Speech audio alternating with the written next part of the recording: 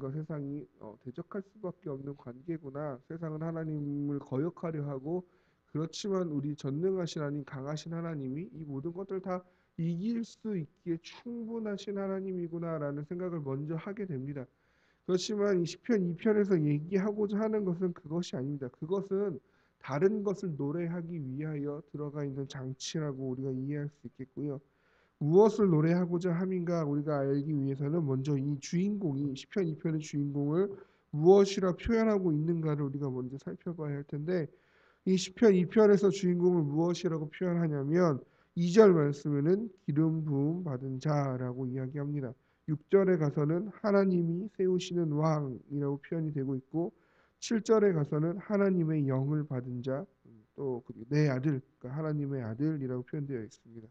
그리고 8절로 가면은 땅 끝까지 소유를 가질 수 있는 자, 소유를 유업으로 받게 될 자, 내 소유가 땅 끝까지 이를 자, 이렇게 소개되고 있습니다. 기름 부음을 받았고 하나님이 세우시는 왕이고 하나님의 영을 받았고 하나님의 아들이고 땅 끝까지 그 기업을 소유한 자입니다. 누가 가장 먼저 떠오르시죠? 그렇죠. 구속사적 관점으로 봤을 때 우리는 예수 그리스도를 먼저 떠오릅니다. 그래서 예수 그리스도를 상징합니다. 그러나 그와 동시에 이 시의 주인공은 다윗을 의미합니다. 이 시는 하나님께서 다윗과 맺으신 언약, 사무엘하 7장을 배경으로 하고 있는 시입니다. 그러니까 결국 이 다윗이 이 주인공이라는 거죠. 하나님께 기름 부음 받은 자, 하나님이 세우시는 왕, 하나님의 영을 받은 자, 하나님의 아들, 땅 끝까지 소유를 가질 자, 그것이 1차적으로는 다윗을 의미합니다. 그리고 그것이 구속사적으로 봤을 때는 예수 그리스도까지 상징을 포함하고 있다고 볼 수 있다라는 것이죠. 그러니까 다윗과의 언약, 하나님이 맺으신 다윗의 언약의 가장 중요한 것은 무엇입니까? 너의 왕조가 영원할 것이다라는 거죠. 그 다윗의 왕조가 인간적인 그런 역사적인 그런 관점으로 봤을 때는 망하죠. 남유다가 바벨론에 의해서 멸망당함으로써 다윗의 왕조가 끊인 것처럼 보이나, 그러나 그 후에 신약 시대에 와서 예수께서 그 구약에 예언되었던 그 다윗의 후손으로서 오심으로써 예수 그리스도를 통하여 그 영원한 왕조가 이어져 왔다라는 거죠. 그래서 결국 다윗과의 이 언약은 예수 그리스도에 의해서 성취되었습니다. 그리고 우리는 그 예수 그리스도 가운데 새 언약으로서 또한 우리가 관계하고 있습니다. 그러니까 결국 오늘 이 시편 2편은 다윗에게 1차적으로 적용되며 그리고 예수 그리스도에게 적용되고 그리고 마지막으로는 우리에게도 적용되어집니다. 그렇다면 우리의 정체성이 여기서 밝혀지고 있는 것이죠. 우리는 그냥 예수님을 믿는 자로 끝나는 것이 아닙니다. 예수님을 믿는 자, 그리스도인이라는 말은 무엇을 의미하냐면 기름 부음을 받은 자, 하나님이 세우시는 왕, 하나님의 영을 받은 자, 하나님의 아들, 땅 끝까지 소유를 가질 자. 그게 바로 누구입니까? 바로 예수 믿는 나, 바로 우리들이라고 이야기할 수 있을 것입니다. 그러한 우리가 해야 할 일은 무엇입니까? 성령의 기름 부음 받은 자로서 세상의 군왕들과 관원들, 즉 하나님을 대적하는 자들에게 당당히 하나님의 말씀을 선포해야 함이라고 또한 우리가 이 시편 2편을 통하여 알 수 있습니다. 세상은 무엇하고 있냐면 1절에 보시면 이방 나라들이 분노하며 민족들이 헛된 일을 꾸미는가라고 이야기합니다. 이들은 분노하고 헛된 일을 꾸밉니다. 이 분노하다, 헛된 일을 꾸미다라는 것은 전쟁을 일으키기 위하여 작전을 세우다, 전쟁을 일으키기 위하여 그 계획을 실행하다, 이러한 뜻입니다. 그러니까 소동을 일으키는 것입니다. 그러나 그들의 소동 앞에 하나님은 비웃으십니다. 매우 위협적으로 보입니다. 온 세상의 모든 열방이, 모든 이방 나라들이, 민족들이 지금 하나님을 대적하여서 전쟁을 일으키려고 합니다. 많은 수가 모였겠지요. 많은 수가 모여서 소동합니다. 하나님을 대적하는 소리로 천지를 가득 채우기 시작합니다. 그것이 매우 위협적이고 우리에게 두려움으로 다가올 수 있겠으나 하나님은 오히려 그들의 소동을 비웃으십니다. 그리고 진노하시고 말씀하심으로써 대적들로 하여금 오히려 더욱 혼란에 빠지도록 혼비백산하게 만들어 버리십니다. 그것이 5절 말씀입니다. 그때에 분을 바라며 진노하사 그들을 놀라게 하여 이르시기를. 여기서 놀라다라는 것은 혼란에 빠지다, 혼비백산하다라는 뜻입니다. 그들 오히려 하나님이 두려워할 것이 아니고 오히려 하나님을 대적하기 위하여 일어났던 그들이 혼비백산케 되는, 혼란하게 되는 그러한 일이 이루어집니다. 그들을 그렇게 놀라게 하면서 이르시기를 내가 나의 왕을 내 거룩한 산 시온에 세웠다라고 이야기를 합니다. 그런데 그 시온에 세운 그 거룩한 하나님의 그 왕, 나의 왕은 어떠한 자입니까? 7절에 여호와께서 내게 이르시되 너는 내 아들이라 오늘 내가 너를 낳았도다. 하나님이 세우신 왕은 하나님이 낳은 하나님의 아들입니다. 그런데 이것은 무엇입니까? 여호와의 명령입니다. 여호와의 칙령입니다. 그러니까 내가 왕을 세웠는데 이 왕은 내 아들이야 라고 하나님께서 공언하고 계시는 것입니다. 그런데 우리가 이 단어를 이해할 때 너는 내 아들이다 라고 표현하시는, 내가 오늘날 내가 너를 낳았도다 라고 표현하신 이 단어를 이해할 때 주의할 것이 있는데, 이 표현 나의 아들이라는 이 표현이 문자 그대로의 아들을 의미하는 것이 아니라는 것입니다. 그러니까 하나님의 아들, 왕은 하나님의 아들 이렇게 되면 다윗, 이 1차적인 의미로 가진 의미는 무엇입니까? 다윗이 대상이라고요.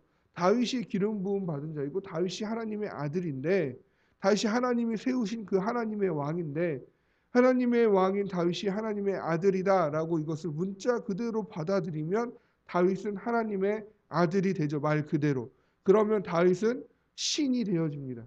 그렇죠? 이것을 그대로 가지고 있는 나라가 애굽입니다.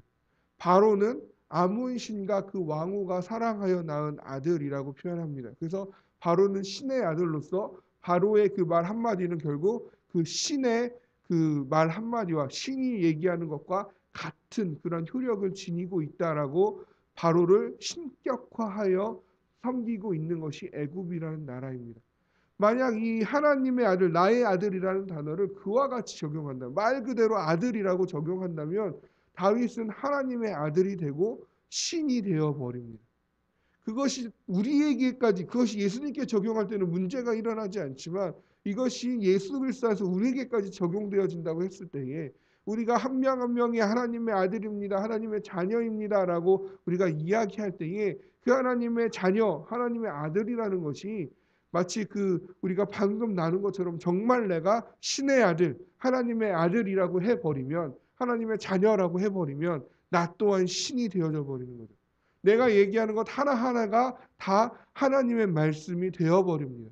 그러면 그곳에는 어떠한 문제의 해결점을 찾아낼 수가 없습니다. 왜냐하면 내가 이야기하는 것이 하나님의 말씀이고 하나님의 그 주권과 같은 주권을 가지고 있기 때문에 나와 반대되는 입장에 있는 사람들의 그런 의견들은 다 하나님의 말씀이 아닌 게 되어버리죠. 그런데 중요한 것은 A라는 성도와 B라는 성도가 하나님의 말씀을 가지고 이래서 교회의 송사가 잘 해결되지 않는다고 하는데 결국 무엇입니까? 자기 주장만이 하나님의 뜻이라고 우기기 시작하니까 어떠한 타협이 이루어지지 않는다라는 거죠. 이것은 이런 하나님의 아들이라는 개념을 우리가 잘못 이해할 때에 생겨나는 것입니다. 그렇다면 이 하나님의 아들이라는 단어를 어떻게 이해할까요?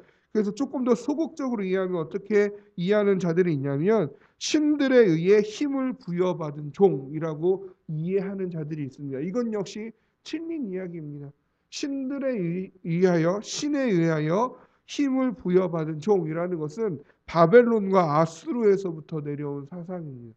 바벨론과 아수르의 왕은요, 신의 아들은 아니지만 신의 힘을 일부 받다, 그 신으로부터 받은 그 일부의 힘을 가지고 나라를 통치하는 자라는 뜻을 가지게 됩니다. 그러니까 하나님의 그 수많은 힘들 중에 어떠한 일부분의 힘을 내가 물려받아서 그 힘으로 내가 그 어떤 그 초능력적인 그러한 하나님의 능력을 가지고 나라를 다스린다, 이렇게 되어져 버린다라는 거죠. 이것은 자칫하면 신비주의에 빠질 위험이 매우 높습니다. 그렇다면 하나님의 아들이라는 것은 어떻게 이해해야 하는 것이 바른 이해입니까? 이스라엘에서 이 표현은 왕은 언약 관계를 통해 하나님의 아들로 입양되다입니다. 그러니까 우리가 하나님께서 우리를 하나님의 자녀 삼으심, 내가 하나님의 아들이다라고 표현할 때, 내가 하나님의 딸이다라고 표현할 때 그것은 입양되어진 것입니다. 양자 삼으심입니다. 우리는 원래 죄의 종이고 사단에게 속한 자들이었는데 예수 그리스도로 인하여서 우리를 하나님께서 의의 아들로 생명의 자녀로 양자 삼아 주신 것입니다. 나는 여전히 죄의 습성이 있는 자이고 나는 여전히 연약한 인간이지만 하나님께서 그 특별한 은혜로서 예수 그리스도로 인한 그 새 언약 가운데서 그 언약을 성취시키심으로써 우리를 하나님의 아들로 양자 삼아 주신 것입니다. 입양하여 주신 것입니다. 따라서 다윗 왕도 그렇고 우리도 그렇고 하나님의 부름을 받고 하나님의 아들이 되어진 것입니다. 그 양자 삼아준 다윗에게 양자 삼아준 우리에게 상속자가 되고 기업을 얻게 되어지는 것입니다. 그리고 그 하나님의 아들로서 입양되어진 우리는 자유롭게 하나님께 구할 수 있는 특권을 가지게 됩니다. 그래서 8절에 바로 무엇이라고 얘기합니까? 내게 구하라. 그러면 내가 이방 나라를 내 유업으로 주리니 내 소유가 땅 끝까지 이르리로다. 하나님께 구하면 그 세상의 모든 것들을 오히려 우리가 차지하도록 해 주신다라는 것입니다. 세상은 항상 하나님을 대적하게 됩니다. 기독교의 역사를 살펴봤을 때에 세상 문화가, 세상 역사가 교회를 인정한 역사는 그다지 많지 않습니다. 늘 핍박받아 왔고 늘 대적함의 대상이 되어 왔습니다. 오늘날에도 여전히 교회는 핍박받고 있고 대적의 대상이 되고 있습니다. 많은 이슈들이 하나님을 대적하고 있습니다. 그것은 늘 있어 왔던 일입니다. 그러나 우리가 그것에 대하여 잠잠고 있어야 합니까? 그렇지 않습니다. 하나님의 입양되어진 아들로서 우리가 하나님께 구하여야 합니다. 그 대적하는 세상을 향해서 하나님께 구하여야 합니다. 그러면 어떻게 합니까? 그 세상이 교회를 공격하는 것이 두려워 보이지만 결국 그 이방 나라, 그 땅끝이라는 소유가 다 하나님의 것으로 돌아오게 됨을 기억하시기를 바랍니다. 이것이 우리가 세상을 살아가면서 두려워하지 않아도 될 이유입니다. 우리가 담대하게 세상을 살아갈 수 있는 이유가 바로 여기에 있다라는 것이죠. 그리고 우리는 오히려 그 어리석은 세상을 가르쳐야 합니다. 10절 말씀입니다. 그런즉 군왕들아 너희는 지혜를 얻으며 세상의 재판관들아 너희는 교훈을 받을지어다. 여호와를 경외함으로 섬기고 떨며 즐거워할지로다. 그의 아들에게 입맞추라. 그렇지 아니하면 진노하심으로 너희가 길에서 망하리니 그의 진노가 급하심이라. 여호와께 피하는 모든 사람은 다 복이 있도다. 오히려 가르쳐야 합니다. 알려줘야 합니다. 경고해야 합니다. 오히려 위협하고 경고해야 하는 것은 세상이 하나님께, 세상이 교회에게 경고할 것이 아니고 오히려 반대로 우리가 그 어리석은 세상을 향하여 교훈하며 가르치며 경고해야 하는 것입니다. 너희들은 하나님을 두려워하는 것이 마땅하다고 경외하며 섬기는 것이 마땅하다고 늘 우리는 전하여 가르쳐야 한다라는 것입니다. 그리고 그 우리가 전하여야 할, 우리가 세상에 가르쳐야 할, 여전히 어리석게도 하나님을 대적하는 자들에게 우리가 전해야 할 가장 핵심은 무엇입니까? 12절 맨 마지막에 여호와께 피하는 모든 사람은 다 복이 있도다. 여호와께 피하는 자가 복이 있음을 전해야 합니다. 확신함 가운데 가르치고 교훈해야 한다라는 것입니다. 이 여호와께 피하는 모든 사람은 다 복이 있습니다. 그러니까 복이 있는 자는 여호와께 피하는 자입니다. 여호와께 피하는 방법은 무엇입니까? 어제 우리가 시편 1편에서 살펴본 대로 여호와의 율법을 즐거워하여 그의 율법을 주야로 묵상하는 것입니다. 시편 1편과 2편은 나뉘어지지 않습니다. 여호와의 복, 그 복 있는 자라는 그 개념을 가지고 이어지고 있다라는 것입니다. 복 있는 자는요, 죄인과 악인과 오만한 자의 자리에 앉지 않습니다. 복 있는 자는요, 그 시냇가에 심은 나무처럼 늘 열매 맺고 형통함을 입습니다. 그 복 있는 자는 누구입니까? 기름 부음 받은 자이고 하나님의 아들입니다. 그리고 그 복 있는 자는 세상을 두려워할 것이 아니고 세상을 향하여 하나님을 두려워할 것을 경고하고 가르치고 교훈해야 할 것입니다. 그것이 복 있는 자가 세상을 향해 가져야 할 태도이고 사명인 줄로 믿습니다. 그렇다면 우리는 무엇하며 살아야 하는 것입니까? 우리의 삶의 모든 것들은 얻을 것을 향하여 놓여져 있어야 하는 것입니까? 우리가 부딪혀가는 세상에게 하나님을 경외할 것을, 하나님만이 참 구원자이심을, 하나님께서 우리를 하나님의 자녀 삼아 주신 그 놀라운 은혜의 하나님심을 전해야 할 사명이 복 있는 자인 우리에게 놓여져 있는 줄로 믿습니다. 우리 같이 기도하도록 하겠습니다.